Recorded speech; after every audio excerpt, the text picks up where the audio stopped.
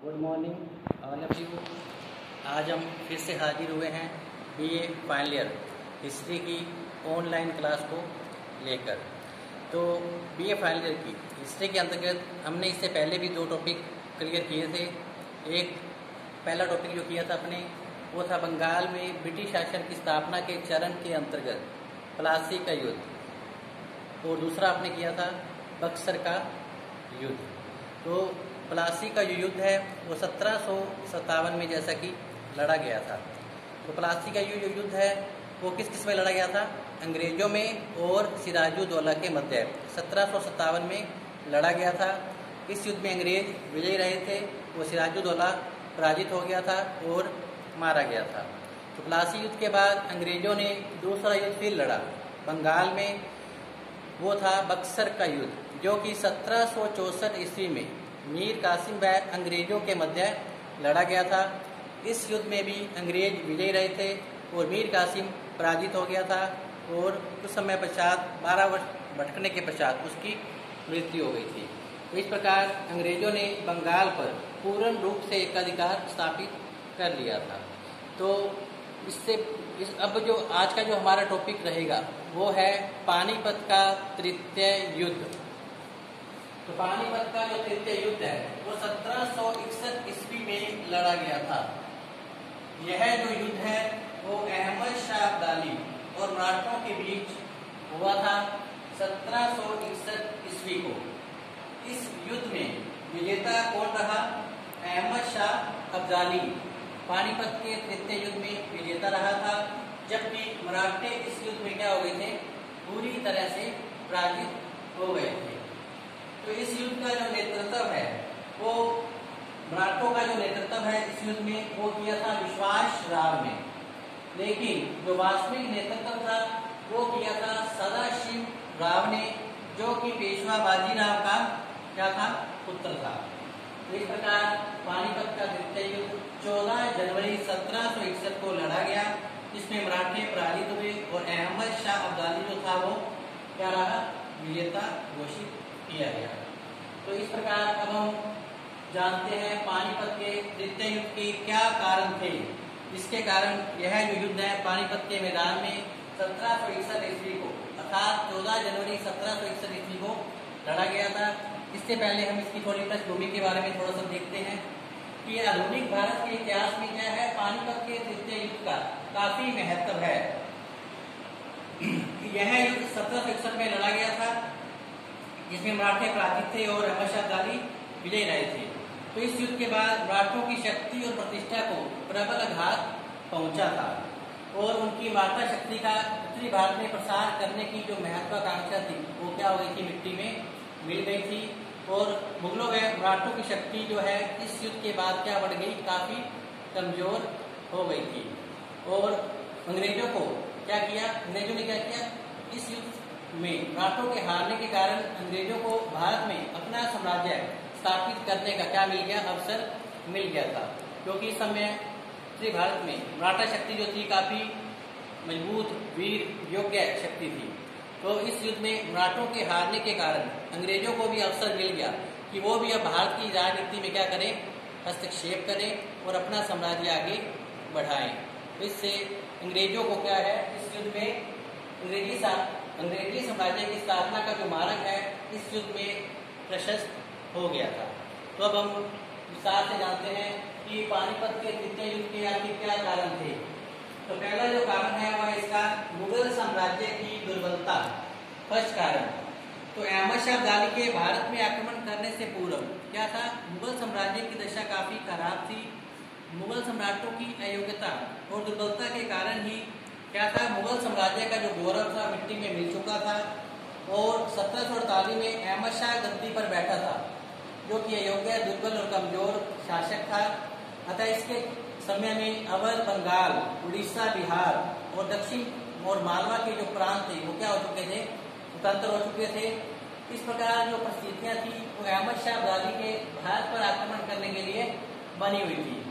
लेकिन जैसा कि मराठे इस समय मुगल साम्राज्य के संरक्षक बने हुए थे, अतः अहमद शाह अब्दाली के लिए आवश्यक हो गया कि पहले मराठों को पराजित किया जाए और फिर मुगल साम्राज्य पर अपने एकाधिकार कायम किया जाए।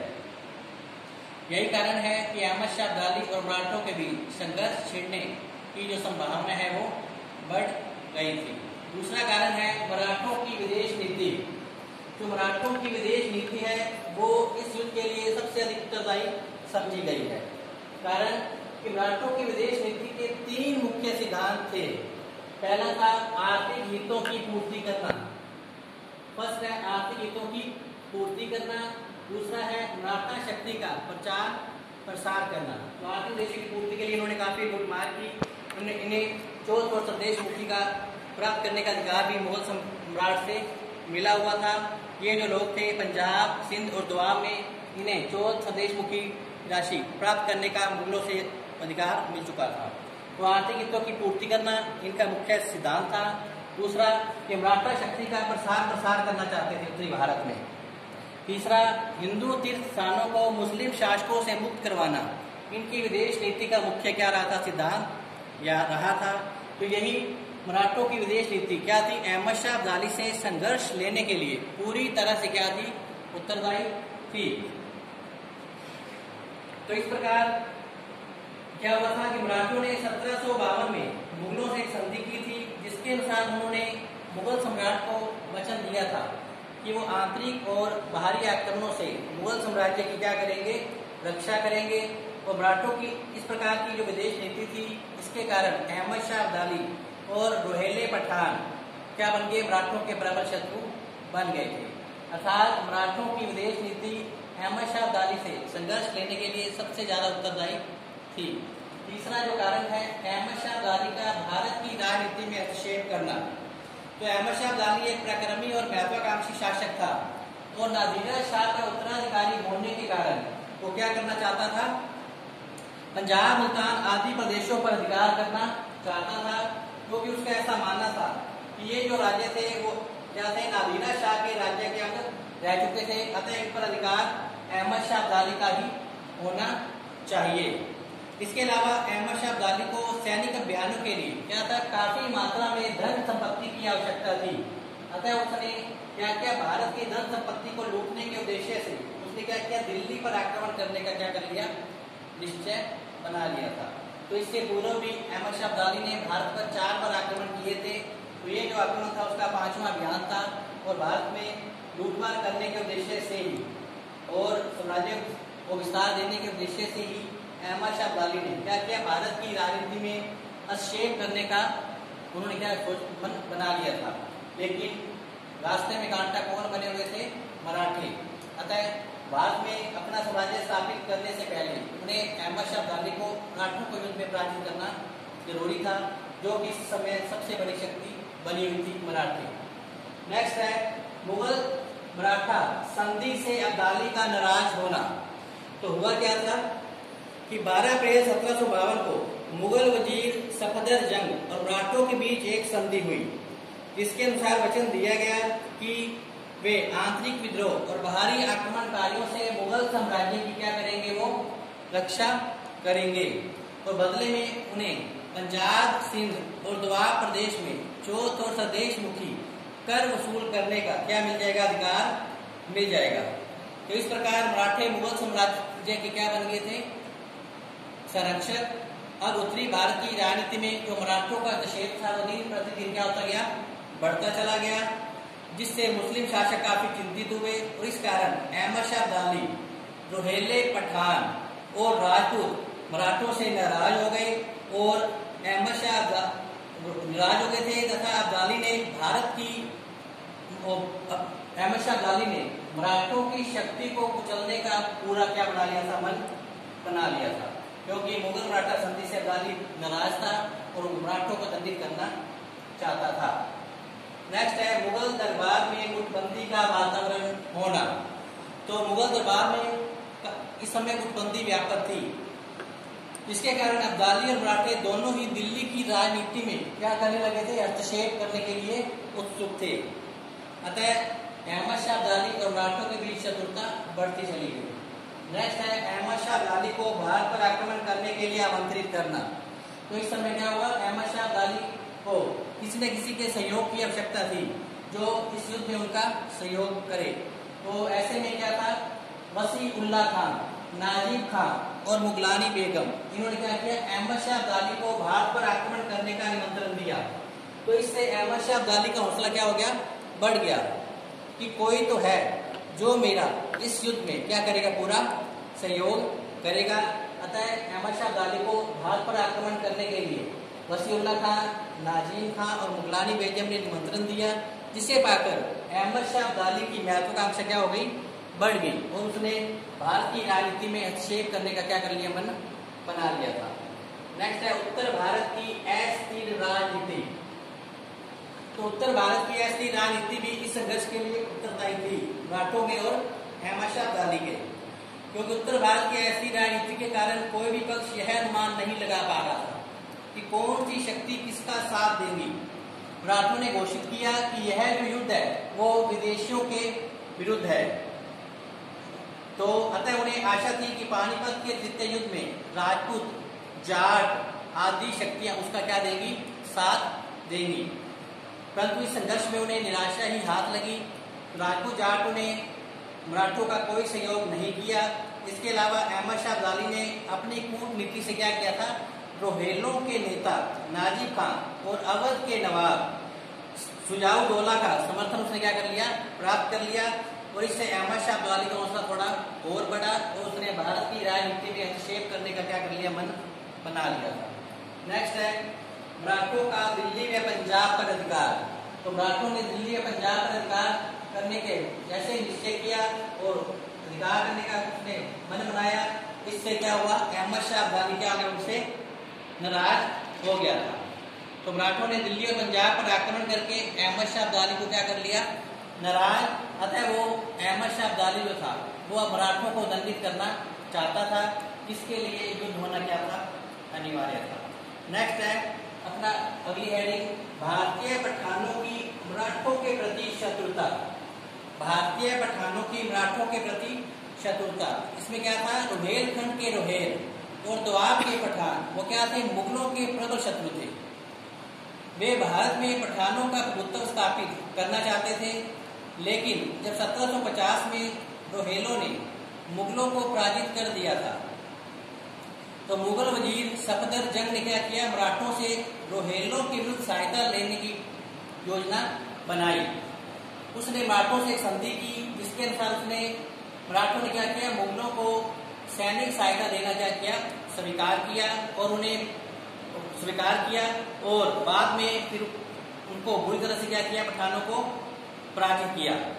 इस युद्ध में लगभग 10,000 रोहेले मारे गए थे, यानी मराठों ने 10,000 रोहेलों को युद्ध में क्या कर दिया, पराजित। तो परिणाम स्वरूप रोहेलों में और मराठों में शत्रुता बढ़ गई।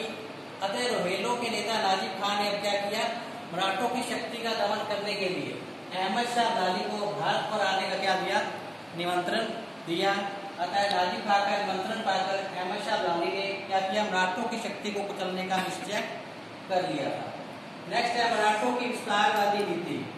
तो मराठे जो थे वो उनकी नीति कैसी थी, विस्तारवादी, यानी वो समस्त उत्तरी भारत पर अपना एकाधिकार स्थापित करना चाहते थे। तो ये मराठों की विस्तारवादी जो नीति थी वो अहमद शाह अब्दाली के लिए क्या थी, खतरा बनी हुई थी। अतः अहमद शाह अब्दाली ने क्या किया, मराठों की विस्तारवादी नीति में हस्तक्षेप करने का क्या कर लिया, निश्चय कर लिया और अतः दोनों पक्षों में युद्ध होना क्या था, अनिवार्य। नेक्स्ट है अहमद शाह अब्दाली के सैनिक अभियान। तो इस प्रकार 1759 में अहमद शाह अब्दाली ने क्या किया, अपने सेनापति जहान खां को लाहौर पर अधिकार करने भेजा और स्वयं अब्दाली ने पेशावर का घेरा डाला, परंतु जहान खां को सिंधिया के हाथों पराजित होना पड़ा। इस पर अब्दाली ने लाहौर पर आक्रमण कर साहबजी सिंधिया को कर दिया पराजित और अब्दाली ने लाहौर पर कर दिया आक्रमण। लाहौर पर आक्रमण कर सकता था, अतः आक्रमण कर साहबजी सिंधिया को उसने कर दिया पराजित। अहमद शाह अब्दाली ने लाहौर पर आक्रमण कर साहबजी सिंधिया को पराजित कर दिया। इस युद्ध में हजारों मराठे मारे गए और साहबजी सिंधिया को पंजाब छोड़कर क्या करना पड़ा, भागना पड़ा। इसके बाद अब्दाली ने दिल्ली की ओर क्या किया, प्रस्थान किया और वहां पर अधिकार कर लिया अपना कायम, अधिकार स्थापित कर लिया और याकूब अली खां को दिल्ली का शासक उन्होंने क्या कर दिया, नियुक्त। पेशवा ढोला जी और पेशवा ढोलाजी बाजीराव सिंधिया की मृत्यु का जब समाचार मिला उसे, तो उसने सदाशिव राव के नेतृत्व में एक विशाल सेना अहमद शाह अब्दाली के विरुद्ध भेजी गई। पेशवा का 17 वर्षीय पुत्र जो विश्वास राव था, वो भी इस युद्ध का नेतृत्व करने के लिए चल पड़ा। 3 अगस्त 1760 को भाऊ ने क्या दिल्ली पर अधिकार कर लिया, और इसके बाद भाऊ ने 29 अगस्त 1760 को पानीपत पहुंचा, और दूसरी ओर अहमद शाह अब्दाली भी अपनी विशाल सेना लेकर 1 नवंबर 1760 को पानीपत के मैदान में आ गया। इस प्रकार पानीपत की लड़ाई शुरू हुई जाकर 14 जनवरी 1761 को। तो इस प्रकार 14 जनवरी 1761 को पानीपत के मैदान में अहमद शाह अब्दाली और मराठों के बीच एक भीषण संघर्ष हुआ।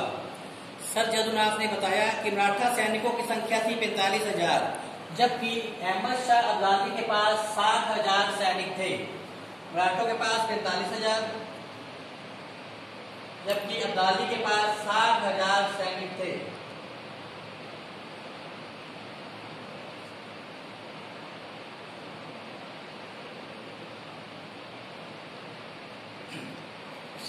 सैनिक थे। युद्ध का आरंभ 9 बजे गोलाबारी के साथ ही हुआ।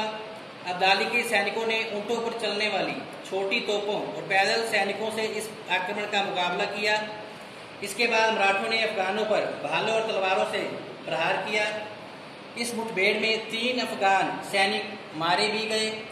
केंद्र में सदाशिव भाऊ जो था, वो अफगानों का वीरतापूर्वक मुकाबला करता रहा, और युद्ध करते करते वो थक गया, और अब्दाली ने क्या किया, 10,000 सुरक्षित घुड़सवार सेना के साथ क्या किया, धावा बोल दिया।